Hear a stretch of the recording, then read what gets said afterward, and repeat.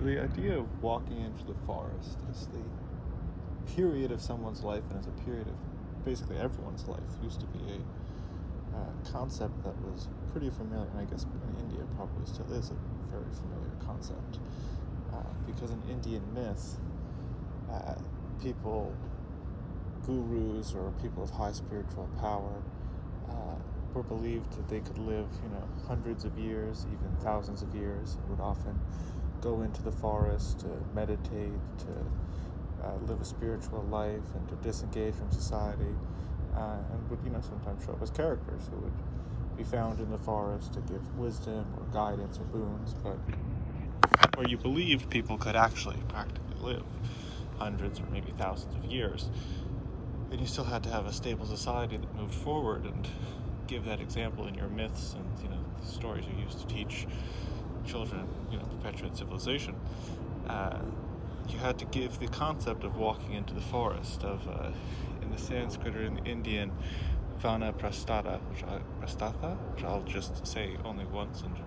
terribly butcher the pronunciation most likely. But it was taught that, you should go out into the forest and disengage from society, to let the next generation take over and prepare for that. And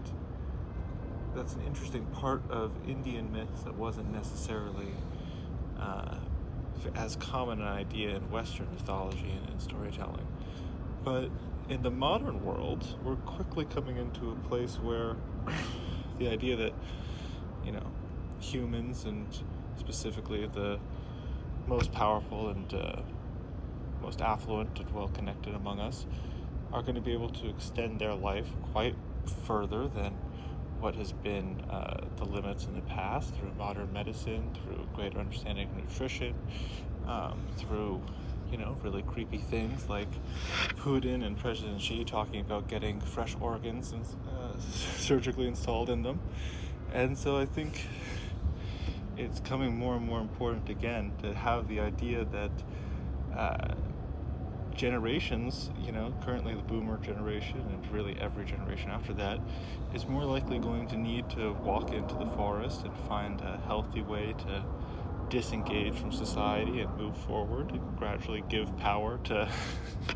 the generations after them before, they're too geriatric and need to be pushed out. Because if that gets delayed, 20 years, 15 years for every subsequent generation, we're going to have, massive societal unrest, most likely, and that would not be good for anyone at all. I also think it's bleeding into a lot of other stuck culture phenomenon that people are experiencing, where the amount of original franchises seems to decrease, and the amount of sequels or reboots or things that are pulling from the past as nostalgia bait are ever increasing. And, I think partially that's because these people not only these people, but as we continue to cater to generations that would have probably moved past cultural relevance in yesteryears, but are now sticking around as, political leaders, societal leaders, CEOs, much longer than they have in the past. They are still, keeping culture in a place where it's comfortable for them, and it's pretty stifling. I think that, we've lost a lot of competitive cultural edge, at least America has, because not only are Hollywood and media institutions being purchased by foreign companies, but also just no really original storytelling that's perpetuating a story or values that are motivating people.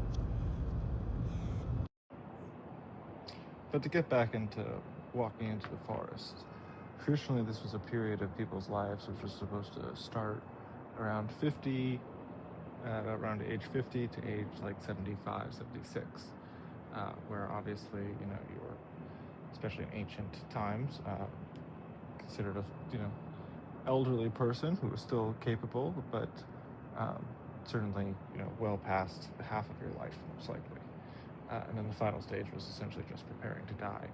afterwards and completely disengaging from everything and trying to achieve moksha. But the pursuit of Well, Indians believe that the Indian myth, of course, you could live to be hundreds of thousands of years. Of course, that was not actually the case. And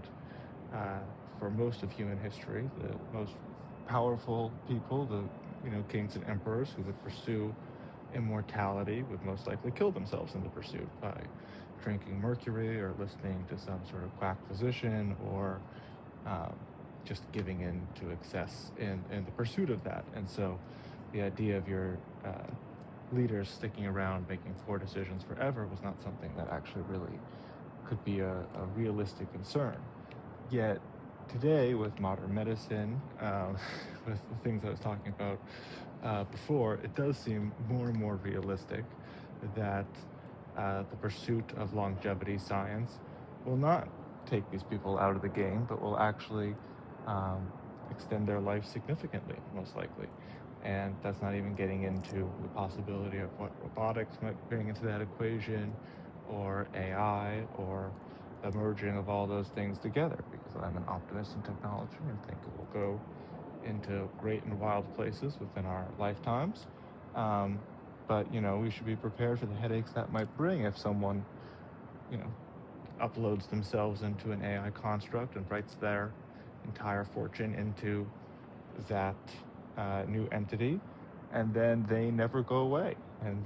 their inheritance never gets spread out. The corporation shares get locked up in perpetuity, et cetera, et cetera. Things just get stuck, and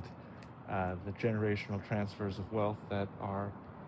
necessary to happen in a healthy society